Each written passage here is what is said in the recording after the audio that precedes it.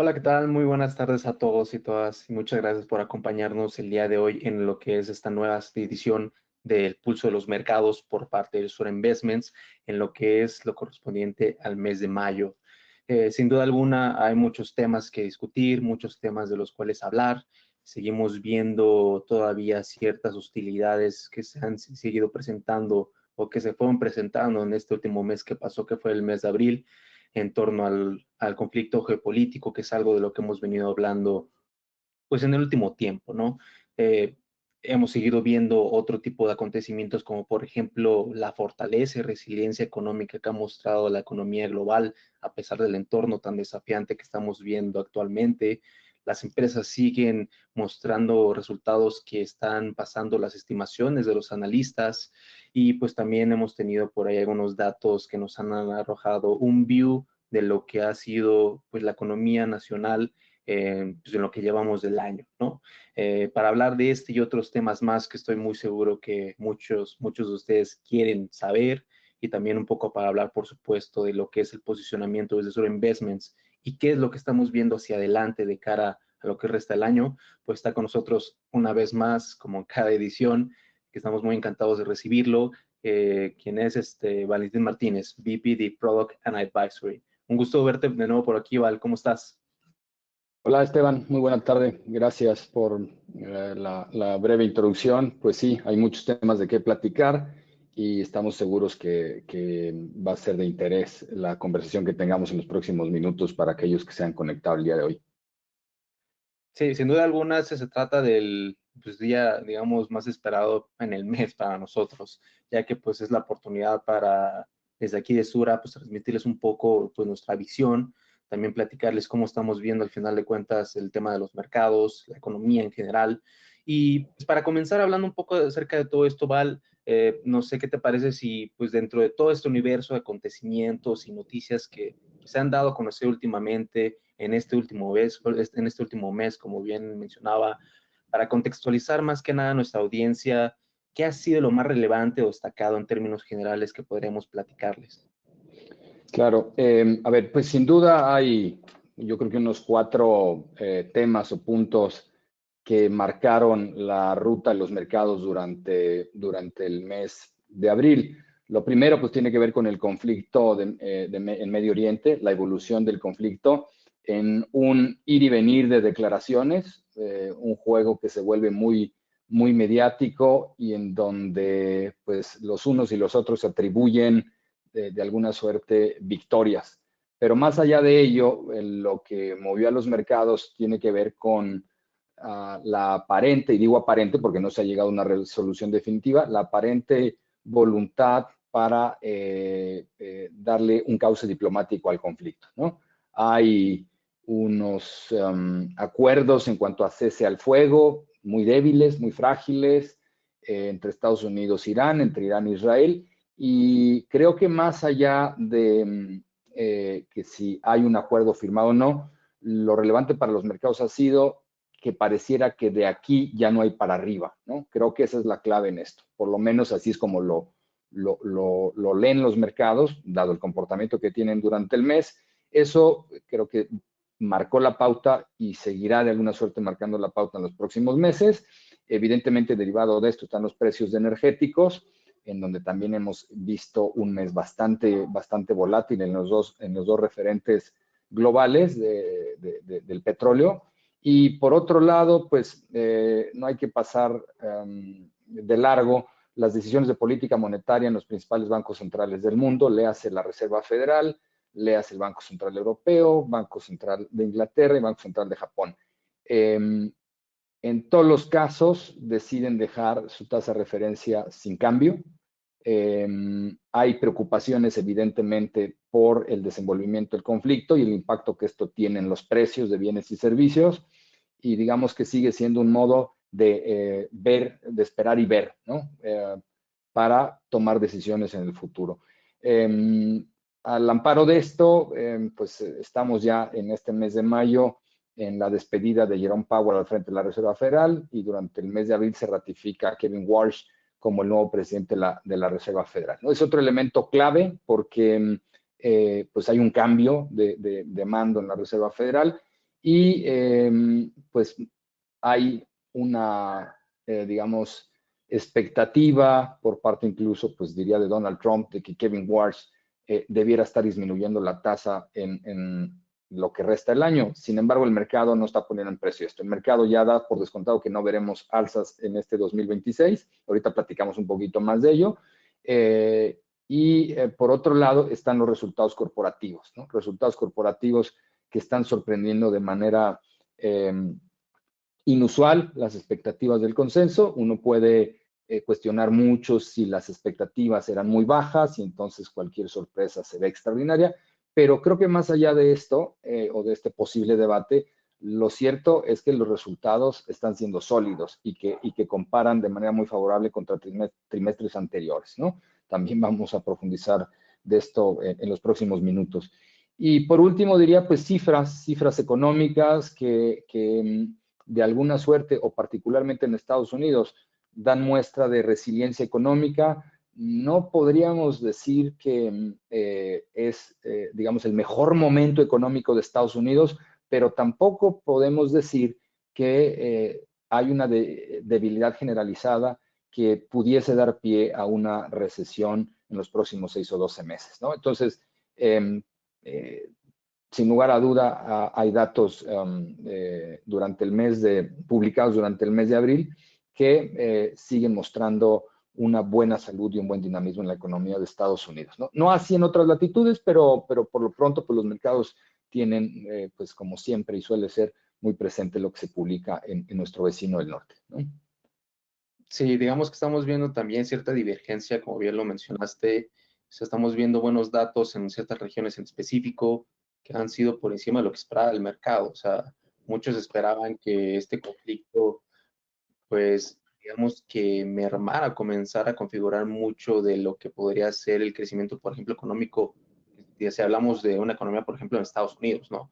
Pero digamos que no ha sido así, ha habido mucha fortaleza, digo, más adelante lo platicaremos, pero pues hay otras latitudes, por ejemplo, pues el mismo México, el cual digamos que ha tenido, no ha corrido con la misma fortuna, estamos enfrentando un cierto estancamiento y pues eso es también importante notarlo, ¿no? O sea, ver qué está pasando, por supuesto, a nivel global, pero también voltear a ver cómo estamos en la parte local, ¿no? Que yo creo que muchos, por supuesto, quieren saber eso, quieren saber cómo estamos en la perspectiva económica, macroeconómica, pero más a nivel nacional, ¿no? Pero antes de pasar a eso, Val, para profundizar un poco más en el tema macroeconómico, pues como bien lo mencionaste, muchos datos estuvieron dando ahora en el mes de abril. Uno de ellos fue, por supuesto, el dato del PIB. Este último dato que pues, nos dejó ver que una vez más la resiliencia de la economía estadounidense, donde dentro de los rubros que se destaca, por una parte tenemos la fortaleza de las empresas, vemos que las empresas siguen pues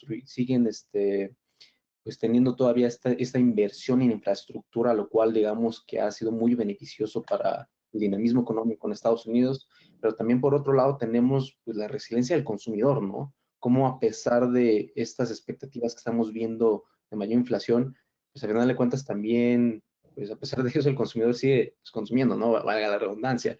O sea, la pregunta aquí que me gustaría hacerte va en torno a cómo es que estos dos componentes tienen tanta incidencia en la economía y qué es lo que hace, o sea, cómo es que hace que exactamente que eso impulsa el PIB, específicamente hablando por Estados Unidos, por supuesto. Claro, pues bueno, primero algo que quizá quienes nos escuchan ya han leído o visto en otros lados, el 70% de la economía estadounidense es movida por el consumo y ahí es la relevancia de la salud por la cual atraviesan los consumidores para pensar por dónde va a ir el rumbo del crecimiento económico, ¿no? Y en el otro sentido, pues bueno, claramente está la inversión privada como otro componente del PIB que en Estados Unidos pues está siendo muy apuntalada por las empresas tecnológicas, sobre todo al amparo del desarrollo de capacidad instalada que tenga que, más bien, que esté vinculada a inteligencia artificial y todo el ecosistema que hay alrededor de esto, ¿no? Entonces, desde estos dos frentes, pues la realidad es que en términos generales, la dinámica de los consumidores en Estados Unidos de alguna suerte sigue siendo favorable para la salud económica del país.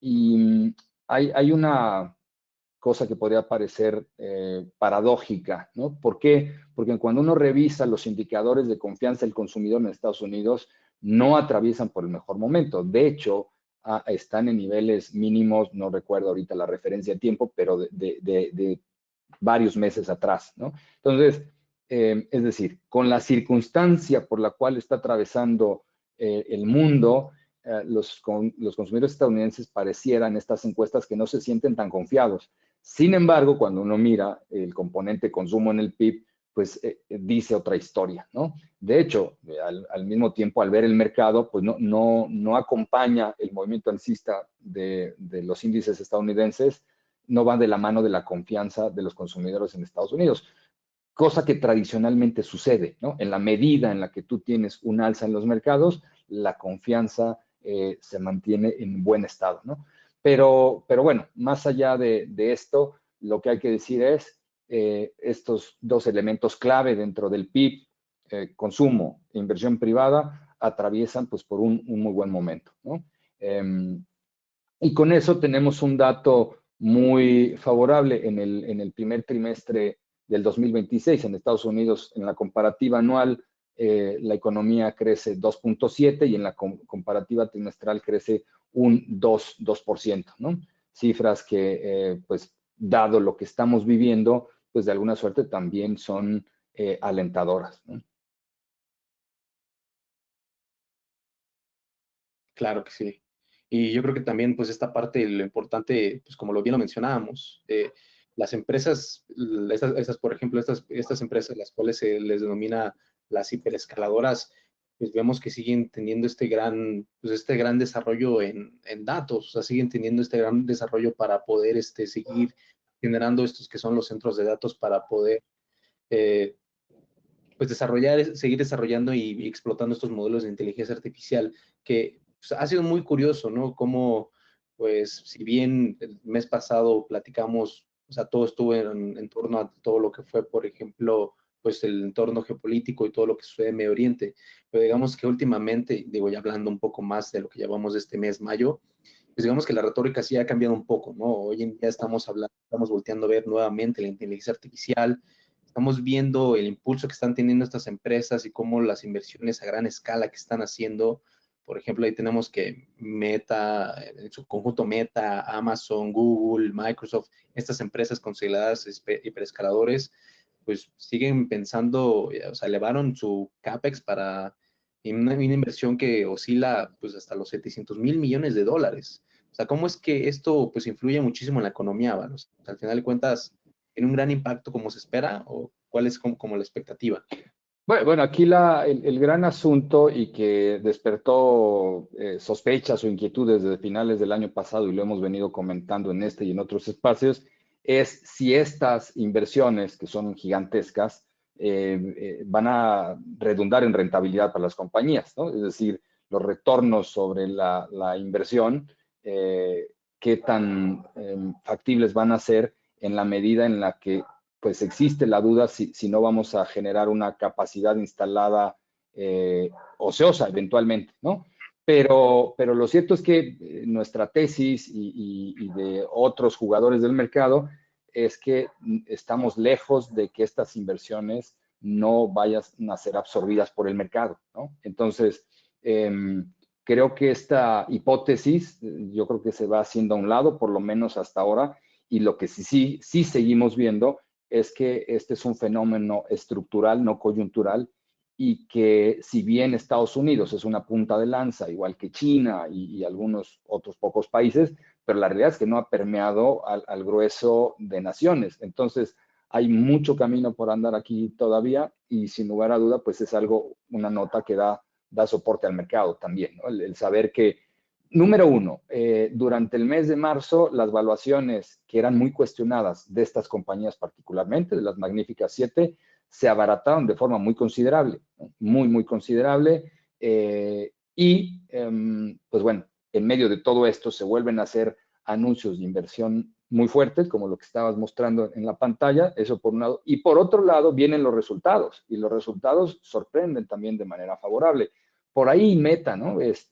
Bueno, algunos reportes, los reportes fueron buenos. Lo que sucede es que en algunos casos las guías o algunos otros indicadores ya más puntuales o específicos no acabaron de gustar a los inversionistas. Pero cuando uno mira ingresos y utilidades por acción, los resultados en general de estas 7 compañías fueron extraordinarios, ¿no? Nos falta el 20 Nvidia, ¿no? Un reporte también muy esperado, que uno pudiera pensar que con este antecedente que traemos vamos a ver un reporte también muy sólido. Bueno, eso es lo que espera el mercado, ya veremos, ¿no? Pero pues este es el tamaño de este sector, ¿no? Y tamaño me refiero en cuanto a que está en el ojo del huracán, es decir, de la atención de todos los inversionistas, pues para ver si este rally sigue teniendo pies o eventualmente puede tropezarse con otros obstáculos, ¿no? Sí, exacto. Oye, y también para cambiarle un poco, yéndonos a otros temas, como por ejemplo lo que ha sido el tema con el mercado laboral, que sin duda alguna es algo que el mercado sigue, más que nada por este doble mandato que tiene en esta ocasión la Reserva Federal. Hay que recordar que a diferencia de otros bancos centrales, como pues el mismo Banxico, que tiene como mandato cuidar la inflación, pues hay que recordar que el Fed tiene este doble mandato de cuidar el empleo y también pues, el tema de la inflación, ¿no? Vimos que las nóminas en el último dato sorprendieron al alza, el desempleo pues ha mantenido en el mismo nivel, pues, de acuerdo con el último dato, ¿no? Pero pues debajo de los titulares, Val, ¿qué nos dice también realmente el mercado laboral sobre la salud de la economía y las perspectivas del FED? Claro. Mira, muy interesante este tema, ¿no? Porque si bien no hay una evidencia, digamos, contundente de debilidad en el sector laboral en Estados Unidos, lo cierto es que, digamos que hay un lado amable y otro no tanto. Como decías, el dato de marzo de nómina no agrícola, pues sorprende de manera muy favorable, 178,000 empleos creados, y rompe con una racha, digamos, de datos más débiles que veníamos observando. Sin embargo, cuando uno ve la creación de empleo de los últimos 3 meses, pues está muy por debajo de los 200,000 empleos que de alguna suerte necesita la economía estadounidense para estar en un modo más saludable, pues justo en materia de consumo y de dinámica económica, ¿no? Entonces, el dato es bueno, el dato sorprende, pero no hay que perder de vista que sí hemos visto una desaceleración en la generación de puestos, ¿no? Eso por un lado. Y por otro lado, pues las compañías siguen, ya lo decíamos creo que en la sesión pasada, en un modo de no despedir masivamente, pero tampoco grandes contrataciones, ¿no? Ahora, esto es también importante, o sea, es importante destacar y señalar que los consumidores en Estados Unidos están recibiendo estímulos por parte del gobierno de acuerdo a la reforma fiscal que se aprobó el año pasado en Estados Unidos. Y esto ha permitido que el dinero que destinan a pagar mayores precios de gasolina, pues sea compensado con estos ingresos extraordinarios y de alguna suerte permite que el consumo se mantenga sólido. Tradicionalmente, cuando suben los precios energéticos y suben las gasolinas, los combustibles, pues lo único que pasa es que dejas de gastar en consumo discrecional, básicamente, y pues pagas el costo adicional del combustible, ¿no? Pero como ahorita hay este efecto de la reforma fiscal y que está entrando en acción, pues ha permitido nivelar el gasto de los consumidores, ¿no?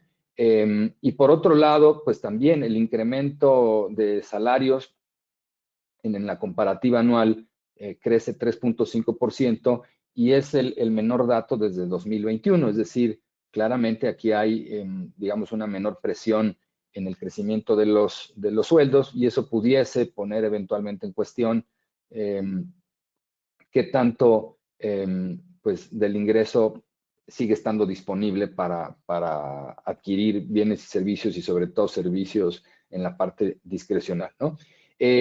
Preguntabas en cuanto a la Reserva Federal, en su mandato dual, ¿no? Para quienes no lo sepan, pues tiene mandato de pleno empleo y por otro lado estabilidad de precios.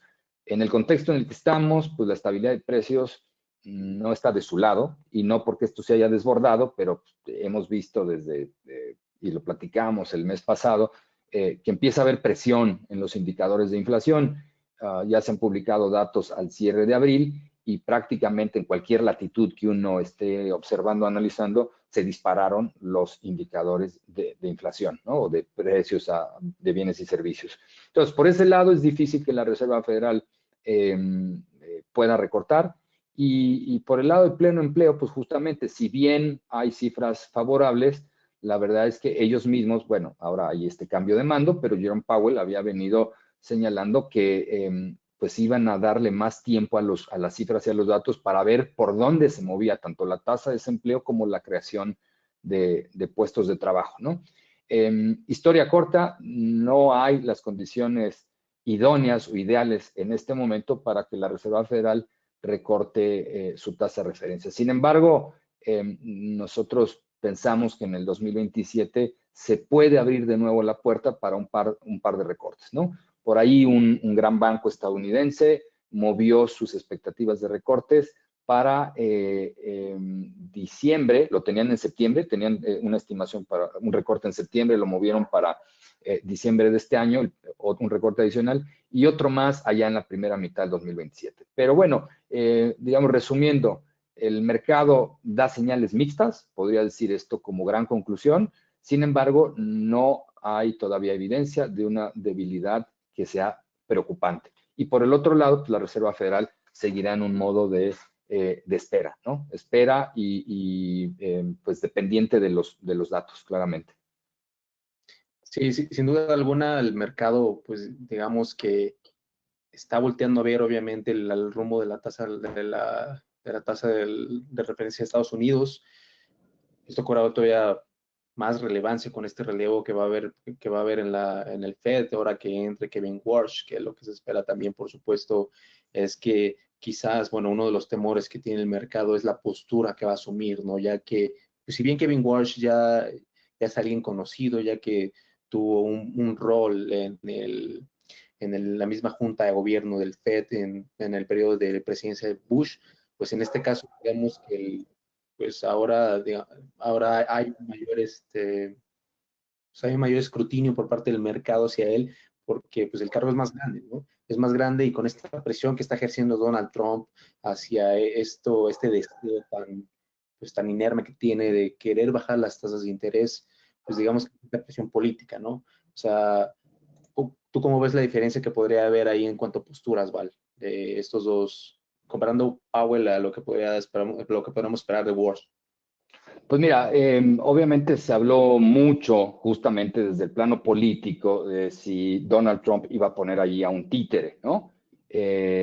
Quienes, en cuanto vino la nominación, por ahí yo leía personas que, como dices, ya lo conocen, lo han seguido, ¿no? A lo largo de su trayectoria profesional y justamente celebraban, por ahí algún par de personas que yo leí de estrategas, ¿no? Que decían, lejos de ser un títere, va a ser Kevin Walsh, ¿no? O sea, no va a ser un hueso fácil de roer para Donald Trump en cuanto a la presión que le sigue ejerciendo. Ahora, más allá de la presión política, pues justamente volvemos a los elementos que hacen que se mueva la política monetaria y que esencialmente tiene que ver con lo que ya decíamos, pleno empleo e inflación. Más allá de la coyuntura del Medio Oriente y la presión que esto ejerce en energéticos y por ende en la inflación al consumidor, hay otras presiones estructurales de largo plazo que vienen pues formándose a nivel mundial, pero particularmente en Estados Unidos. Y es decir, la trayectoria de inflación de mediano y largo plazo eventualmente debería converger con el objetivo de la Reserva Federal. Obviamente la gran pregunta es ¿cuándo? ¿No? ¿Cuándo? Ejemplo de esto que estoy diciendo, de temas estructurales, pues es la misma inteligencia artificial, ¿no? Esto ejerce una presión de deflación eventual, o sea, a lo largo del tiempo. Entonces, pues una vez que pase y que el polvo que pase esta coyuntura, que el polvo se asiente, pues habrá que ver cómo va evolucionando la inflación, lo cual le podría dar un espacio a la Reserva Federal para eventualmente recortar, ¿no? No perder de vista también que, pues en la medida en la que, como decía, no vemos en 12 meses recesión, pero pues habrá que ver cómo evolucionan justo los datos económicos de cara al 2027. Ya estamos futureando demasiado, me parece, pero el punto es que en cuanto empiece a haber eventualmente debilidad en datos económicos que estén impactando el empleo, pues la Reserva Federal tendrá el gatillo listo para mover su política monetaria, ¿no? Pero por ahora, en el contexto en el que estamos, pues justo, repito e insistimos, no vemos que vaya a recortar, o sea, no hay espacio para esto, ¿no? Oye, Vali, ahorita habíamos mencionado en un principio, pues, este tema de los reportes corporativos. El 83, el 84% de las compañías, bueno, esto al menos al cierre de mayo, ¿no? Bueno, al cierre de abril, perdón, de las compañías del S&P 500 habían reportado las estimaciones de utilidad. Tú lo mencionaste también un poco de cómo esto ha sorprendido de manera positiva al mercado. Incluso por ahí he visto algunos analistas que comentan, pues, cómo, pues, incluso se podría denominar histórica esta temporada de reportes. O sea, ¿es así realmente como lo estamos viendo? ¿Y pues, qué nos dice esto también del estado real de la economía corporativa que estamos viviendo actualmente con estos reportes? Pues mira, lo primero es que pues, obviamente la temporada ya avanzó, prácticamente está por terminar. Las cifras más recientes, digamos que disminuyeron un poquito este crecimiento del cual hablas, ¿no? Del 27% en términos de crecimiento de utilidades, creo que están en el 25%, pero cerrémoslo justo al mes de abril, ¿no? Entonces, crecimiento en utilidades de 27% en la comparativa año contra año, una métrica que no veíamos desde el cuarto trimestre del 2021, las sorpresas positivas, es decir, qué tanto los resultados salen por encima de lo que se esperaba. Las sorpresas son de más 20% en términos de utilidades por acción, cuando el promedio de 5 años está en alrededor del 7% en números cerrados, ¿no? Y de nuevo habría que remontarse hasta el 2021 para ver, principios del 2021 para ver algo similar, ¿no? Lideran estos resultados las compañías de servicios de comunicación, tecnología y consumo discrecional.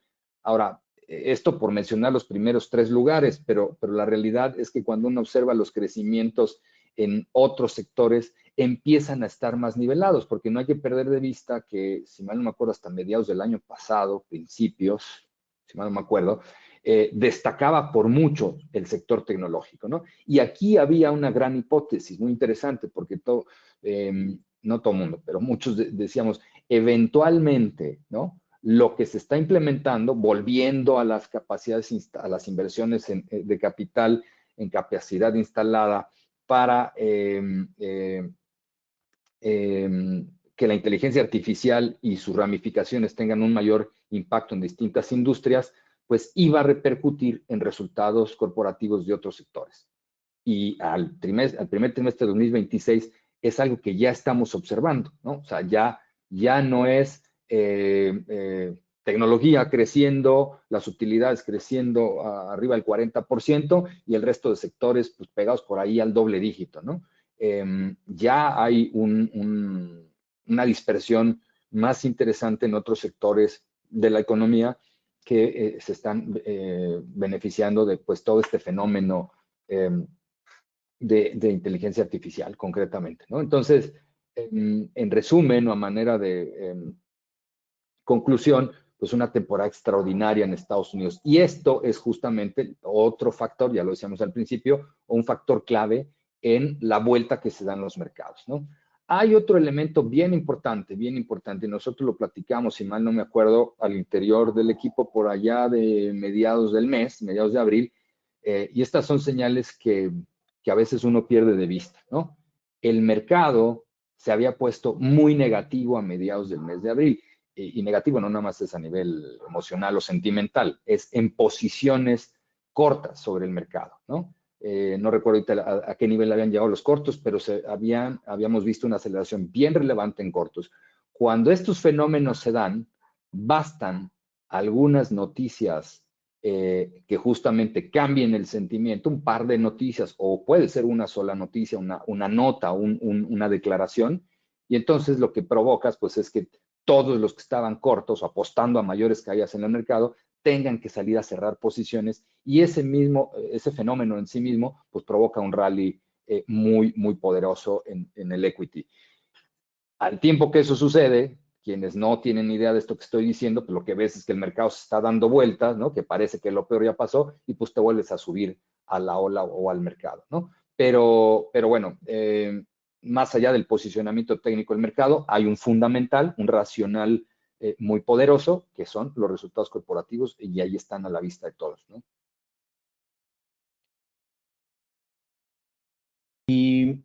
Mira, ha sido muy buena esta dinámica que ha tenido Estados Unidos. Ha sido muy resiliente la economía norteamericana. La verdad es que a mí, digo, a mí en lo personal siempre es increíble cómo a pesar de siempre cómo hay ciertas dificultades en el camino, pues al final de cuentas, pues Estados Unidos siempre logra mantener esa gran resiliencia, ¿no?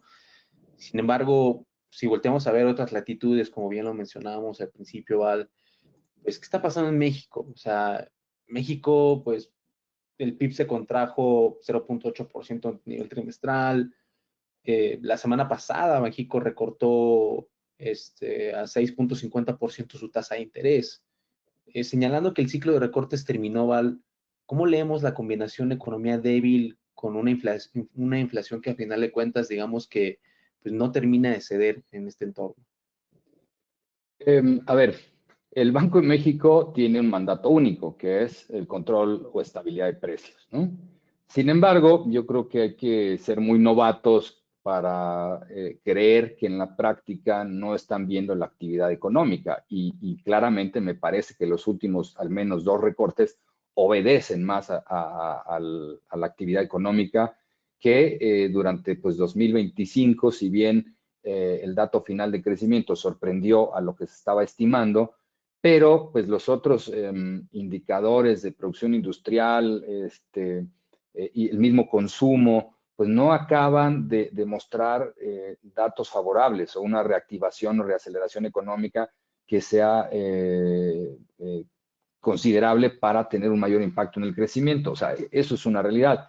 El 2025 decíamos, bueno, un contexto complejo a nivel global, un cambio de administración que de alguna suerte también da pie a debilidad durante ese periodo de cambio de mando, pero lo que vemos ya en 2026 es que la debilidad pues sigue estando presente, ¿no? Sigue estando presente.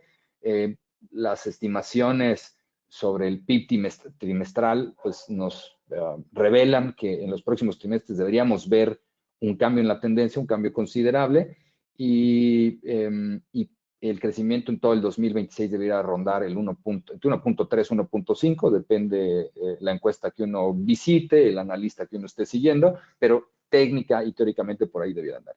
El otro elemento que evidentemente está frenando Thomas, bueno, hay varios elementos, pero otro elemento clave o muy relevante, pues son las negociaciones del famoso TEMEC, ¿no? Por supuesto que si uno fuese dueño de una corporación, no te vas a aventurar a tomar justamente decisiones de inversión de capital cuando estás a la vuelta de la esquina de una decisión trascendente en materia de negocios, ¿no? Entonces, por supuesto que eso tiene su cuota también.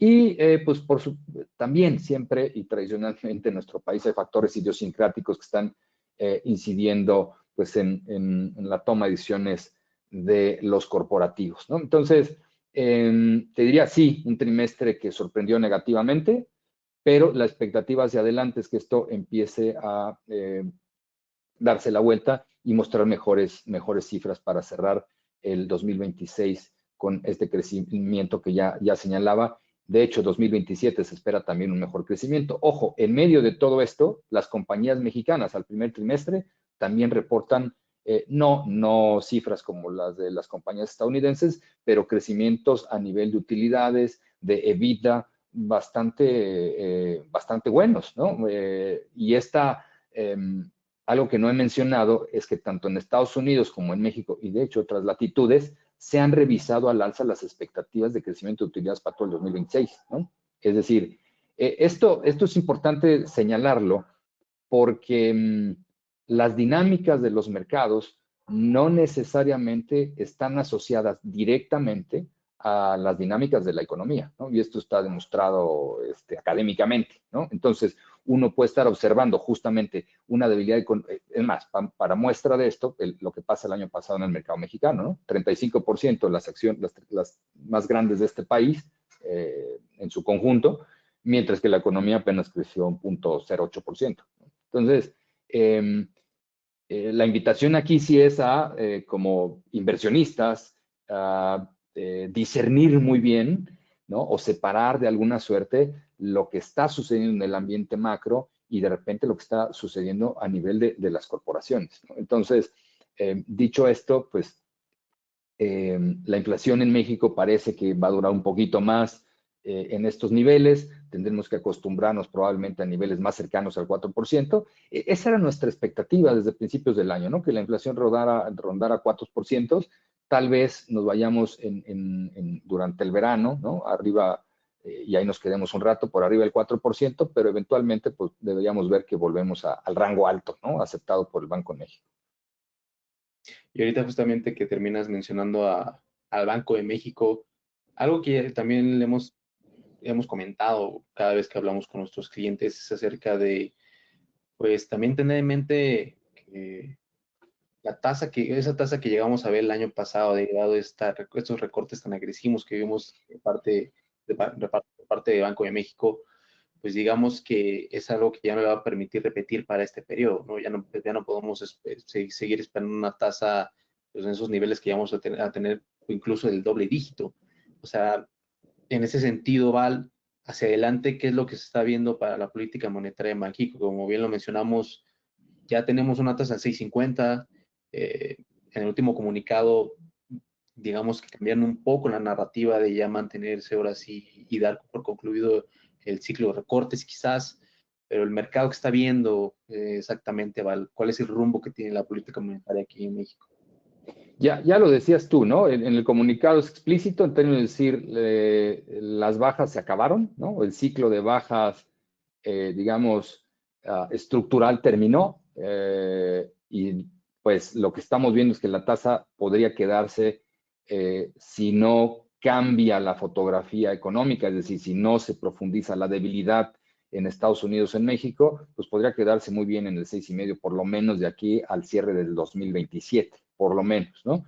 El mercado está reflejando que pudiésemos, tanto en México como en Estados Unidos, empieza a ver ahora el fantasma de si se podrían atrever los bancos centrales a subir la tasa de referencia, sobre todo para tratar de contener la inflación, ¿no? Nos parece que es muy precipitado para pensar en eso, ¿no? Lo que yo he estado leyendo también es que, y lo hemos dicho aquí desde hace algunos meses, es que primero, de nuevo, nosotros esperábamos que la inflación este año se mantuviera elevada, ¿no? No esperábamos guerra ni presión en energéticos, pero sí pensábamos que la inflación, tanto en los países desarrollados como en el caso de México concretamente, iban a estar fuera del rango meta de los bancos centrales, ¿no? Eso lo veíamos desde antes. Ahora, con este fenómeno geopolítico, pues evidentemente le ha puesto presión, ¿no? Y con ello, pues se antoja más difícil que veamos en el corto plazo indicadores más pegados a los objetivos de los bancos centrales, ¿no? Entonces, con esto en mente, pues también se complica para el Banco de México tener recortes, ¿no? Adicionales. Pero, como bien decías también, acá lo que hay que destacar como inversionistas es que uno suele tener mejores rendimientos en la renta variable de mediano y largo plazo cuando las tasas o están cayendo o se han estabilizado, ¿no? Hablo particularmente de la tasa de referencia. Pero cuando ya se estabiliza la tasa de referencia, ya el caminito no es de bajada plano, ¿no? Ya empieza a haber 2, 3 meses buenos, un mes malo, otros más o menos, ¿no? Esa es la dinámica en la que hemos entrado ya en 2026. Sin embargo, a pesar de ello, mientras la tasa de referencia se mantenga ahí y eventualmente la inflación vuelva justo, por lo menos a la parte alta del objetivo del Banco de México, debiéramos ver mejores retornos en los instrumentos de mediano y largo plazo de deuda que la tasa libre de riesgo, ¿no? Y esto históricamente así se repite este fenómeno también, ¿no? ¿Cuándo podríamos ver que esto se complica? Pues cuando la amenaza de alza de tasas ahora sí ya empieza a ser cada vez más inminente, ¿no? Pero yo creo que para eso todavía nos falta un tramo, ¿no? Entonces, pues Banco de México ya no va a mover, sin embargo, eso no quiere decir que instrumentos con otros plazos más allá de los 28 días nos paguen mejor, pero hay que estar dispuestos a aguantar esas volatilidades, ¿no? Justo ahorita que hablas de volatilidades, el mes pasado fue muy diferente a lo que fue en marzo. O sea, si nos volvemos a ver ahora en esta ocasión todo lo que pasó con los mercados a nivel general. Vimos que marzo fue un mes muy negativo, incluso llegamos a mandar comunicados con nuestros clientes para pues, explicar la situación. Fue un mes de bajadas, hablamos mucho acerca de la volatilidad y verlo como una oportunidad, a final de cuentas. Y pues digamos que abril, pues se podría decir que fue un sustento de este mensaje o de esta idea, de lo vital que es mantenerte fijo a tus objetivos y no caer preso pues de esta incertidumbre que te puede generar el querer pues vender y evitar las pérdidas, ¿no? O sea, tuvimos este rally nuevamente en abril que nos permitió pues borrar las pérdidas que tuvimos en marzo, literal, ¿vale? O sea, digamos que fue un más en el cual nos enseñó que aquel que logra esperarse, que se mantiene disciplinado, se ve recompensado al final de cuentas. Mira, pues parecería como hasta una cosa esotérica, ¿no? Porque se vuelve a repetir misteriosamente, casualmente, la estadística de que en promedio de que inician los conflictos bélicos, la caída en mercados dura 15 días y luego 15 días después se han recuperado, ¿no? De nuevo, misteriosa y casualmente, no es que nosotros, o sea, no hay fórmulas y no hay recetas, y esto no nos vamos a cansar de decirlo, simplemente hay referentes históricos, estadísticos, y frente a un conflicto bélico es a lo que hay que atender, ¿no? A la historia y a estas referencias que están ahí. Entonces, como referencia, ahí lo dejamos, como bien dice, en un documento que compartimos con nuestros clientes diciendo, tradicionalmente esto suele recuperarse más rápido de lo que uno piensa, hay que tener foco en los objetivos, no perder de vista mi horizonte de inversión, etcétera, ¿no? Mensajes que recurrentemente estamos trayendo a la mesa, ¿no? No perder de vista que es una recuperación muy potente, históricamente pocas veces se ha visto algo como esto, pero desde nuestra perspectiva tiene fundamento y tiene pies, ¿no? Y estamos rebasando máximos históricos. Creo que esta va a ser la séptima semana en la cual lleva de vida ya este movimiento alcista, superando máximos históricos, pues marca la pauta para que esto pueda continuar algún tiempo adicional, ¿no?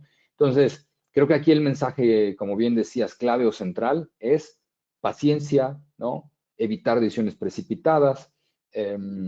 Nos favorece en este momento la historia o la estadística. Sin embargo, también hay que decirlo, no siempre va a ser así. O sea, tradicionalmente cuando los mercados sufren correcciones de más de 15%, pues las recuperaciones pueden a veces tardarse 12, 18 meses, ¿no? Incluso hasta 24 meses. Pero pareciera que en los años más recientes, los movimientos de recuperación se han dado muy rápido, ¿no? Entonces, perderte la recuperación es, como yo suelo decir, es comprarte un Ferrari y quitarle el motor, ¿no? Es decir, los mercados se caen y luego, si te pierdes las recuperaciones, te quedaste atrapado en inversiones de muy corto plazo que te va a costar más trabajo recuperar. Este mes acabamos de compartir otro ejercicio hablando de esto, está en nuestro reporte insignia, nuestro BMI, nuestro reporte mensual. Ahí justamente hicimos ejercicio con números reales de qué pasó si tú tenías cierta cantidad de dinero, te saliste en el peor momento del mes de marzo, o sea, ya no es una situación por allá académica, educativa, ficticia, ¿no? O sea, ¿qué pasó en marzo? ¿Qué hubiera pasado si te sales en el peor momento? Te vas a Money Market y después, si te hubieras quedado en la estrategia en la que estabas. Y como bien decías, pues la recuperación fue contundente y lo que se perdió en marzo se recuperó ya en abril, ¿no? De tal suerte que en el agregado, en el primer cuatrimestre, los portafolios están pagando positivo, aún con la volatilidad que hemos experimentado, ¿no? Oye, y ahora que mencionaste el BMI, yo creo que sin duda una de las partes que quieren saber nuestros clientes seguramente es, pues, ¿qué vemos? ¿Qué vemos hacia adelante? O sea, no sé, Val, o sea, si nos pudieras compartir cómo se posiciona en este momento una cartera entre Estados Unidos, Europa, mercados emergentes. eh, Después de esta temporada de reportes, pues digamos, ¿dónde podrían verse las oportunidades de cara a lo que vemos hacia adelante? Claro, mira, con todo lo que hemos venido platicando, creo que ya pueden intuir algunos de nuestros escuchas por dónde van a ir las recomendaciones, ¿no? Eh, con todo este contexto que hemos dado en los últimos 45 minutos, seguimos privilegiando la renta variable versus la renta fija en términos generales. Y a nivel de renta variable internacional, seguimos teniendo sobreponderaciones en Estados Unidos. Yo creo que es bastante obvia la tesis ahí. Resiliencia económica, resultados corporativos sorprendentes. Y por otro lado está Asia emergente o Asia sin Japón concretamente, ¿no? Son nuestras dos regiones favoritas. En contraposición está Europa. Europa no solo no acaba de dar muestras de tracción económica, sino que los estímulos que se esperaban por parte de Alemania justamente no acaban de tener un impacto en la actividad económica ni a nivel del país ni a nivel regional, por un lado. Y por otro lado, pues es una región probablemente las más impactadas por el alza en los precios de los energéticos, ¿no? Entonces, no nos acaba de encantar, digamos, la fotografía que tenemos de Europa y ahí tenemos una subponderación, ¿no? O un posicionamiento por debajo de nuestro eje estratégico, ¿no? Y en cuanto a Japón, pues tenemos una posición neutral, un banco de Japón que es probable que siga subiendo. Hay reformas y cambios estructurales muy interesantes que han acompañado el rally también extraordinario que han tenido los activos de renta variable japoneses. Sin embargo, por un lado, el Banco Central es probable que siga subiendo su tasa de referencia. Hemos visto presión en los bonos tanto de 10 años como de 30 años japoneses, reflejando pues preocupaciones en torno a la inflación y sobre todo a dinámicas también fiscales, ¿no? Entonces, bueno, ahí tenemos una posición neutral en la renta variable japonesa, ¿no? Y la renta variable local, recién cambiamos nuestra posicionamiento, ¿no? De neutral a sobreponderar. Aquí la tesis, ¿no? O el foco está en la famosa negociación de, bueno, hay tres elementos clave, ¿no? Uno, eh, pensamos que la reactivación económica, como decía, va a suceder a partir del segundo trimestre, que las negociaciones del TEMEC van a ser duras, van a ser ásperas, o sea, todo esto que estamos viendo de declaraciones a nivel político entre ambos países, a final del camino tiene que ver con la eventual negociación del tratado, ¿no? Entonces, va a haber cambios, muy probablemente. Sin embargo, acá la clave es si prevalece incluyendo a los tres países. Nosotros pensamos que sí, ¿no? Y como también ya dije o señalaba, los resultados corporativos un buen primer trimestre, pero la expectativa para todo el año sigue siendo de crecimientos a nivel de utilidades doble dígito. Entonces, eso nos hace estar posicionados también con una sobreponderación en renta variable local, ¿no? Y también lo importante aquí es recordarle a nuestros clientes que esto no es solamente como decir, oye, nos gusta esto y así es como vamos al mercado. Digamos que no se quede en esencia en eso, sino que también importante mencionarles que muchos, si bien muchos yo creo que ya saben, que esto ya está llevado más que nada a cada una de sus inversiones. Nunca está de más mencionar, recordarles todo lo que es la parte de inversión pro, nuestro servicio de gestión para poder pues quitarse de la idea o esta idea o la tarea que a veces demanda el hecho de pues perseguir el mercado, ¿no? El otro día en una plática con un cliente, por ejemplo, Val me decía, oye, una de mis mayores, o sea, a mí lo que a veces me estresa o pues sí, saca de quicio es que no sé exactamente qué momento invertir. O sea, ese es como lo que más, con lo que más batallo en mi día a día en temas de inversiones, ¿no? Y pues justamente lo que le decía, oye, pues, inversión pro justo atiende ese tipo de necesidad o ese tipo de, digamos que te quita toda esa chamba, toda esa tarea, no tener que perseguir los mercados. Nosotros estamos aquí justamente para poder ayudar a que tu portafolio se mueva hacia donde nosotros estamos viendo que el mercado se mueve. Y ese es el principio fundamental de todo lo que es esta experiencia, pues, de inversión pro, ¿no? Al final de cuentas se trata de eso, una experiencia, no solamente un portafolio en sí, sino más que nada marcar una pauta en todo lo que es esta industria y que ustedes lo vean de cierta manera, ¿no? Una experiencia que realmente les represente algo verdaderamente, pues, satisfactorio.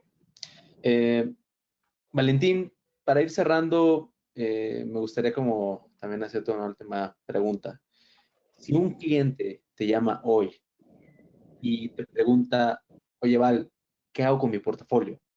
¿Cuáles serían como los tres mensajes principales o más importantes que tú le darías a tu cliente? Pues lo primero que diría es, espero que no, que no haya vendido, ¿no? Allá en el mes de marzo, ¿no? Eso sería lo primero, que haya escuchado nuestras recomendaciones y nuestros mensajes. Yo creo que lo primero es que se vuelve a poner de manifiesto que reaccionar en los peores momentos, como lo hemos venido también ya conversando, no es una buena idea, ¿no? No es una buena idea. También suelo decir que una vez que pasa la tormenta, sí se vale reajustar las velas, ¿no? Es decir, si yo tenía un portafolio 100% renta variable, veo que lo que pasa en marzo me da gastritis, insomnio y me pone los nervios de punta, pues probablemente, aunque sea nuestra recomendación basada en elementos cuantitativos, numéricos y estadísticos, probablemente no sea lo que yo quiero tener y entonces puedo decidir modificar mi estrategia, sabiendo que voy a, otra vez el ejemplo del coche, que le voy a quitar potencia yo mismo, pero está bien, o sea, no tiene por qué ser un zapato puesto a fuerza, ¿no? Es decir, tengo que encontrar el portafolio en donde yo me sienta bien, por supuesto, pero sabiendo que en una de esas estoy sacrificando retorno, ¿no? Pero bueno, primero, eh, sí vale la pena revisar si el portafolio donde uno estaba es el que me viene bien o debiera hacer algún ajuste a ese portafolio. Y también para la gente que no asume riesgo, ¿no? O probablemente si estaba esperando una corrección del mercado, ya pasó la corrección, no me quise meter porque pues era un momento muy complejo para tomar una decisión también de entrar al mercado. Bueno, ya que se están calmando las aguas, pues de nuevo, tengo que volver a replantearme si quiero seguir en money market o quiero aspirar a mayor retorno asumiendo otros niveles de riesgo, ¿no? Entonces, ese es como el primer elemento. Vamos a sentarnos una vez que el polvo se asienta también y entonces pues revisemos la estrategia, ¿no? Ahora, si yo ya tengo claro cuál es mi objetivo y cuál es mi horizonte, pues no hay mucho que hacer en el portafolio porque nosotros ya lo estamos haciendo por nuestros clientes, ¿no? Eso es una realidad, ¿no?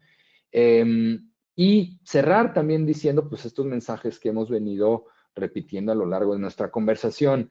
Los resultados corporativos son sólidos, las valuaciones no son las más atractivas, eso es un hecho, contra métricas históricas, es decir, no estamos, como también yo suelo decir, en un momento de vende tu casa y compra equity, no estamos ahí, pero no perder de vista otro elemento que solemos compartir con nuestras audiencias es que las valuaciones no son el indicador clave para estar pensando cuándo viene una corrección severa al mercado. Eso tiene que ver más con desaceleración económica, ¿no?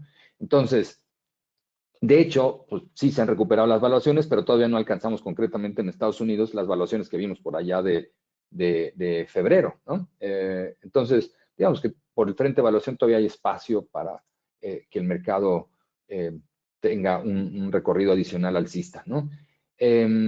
Y pues lo otro tradicional es evitar concentraciones, diversificar Sí funciona cuando está bien hecha la diversificación, ¿no? Cuando no es me late que le pongo 3 aquí, 5 acá, 10 acá y 8 acá, ¿no? O sea, cuando hay metodología, cuando hay elementos técnicos y académicos que sustenten una lógica para la distribución de activos, pues eso funciona y funciona muy bien y lo hemos visto una y otra vez, ¿no?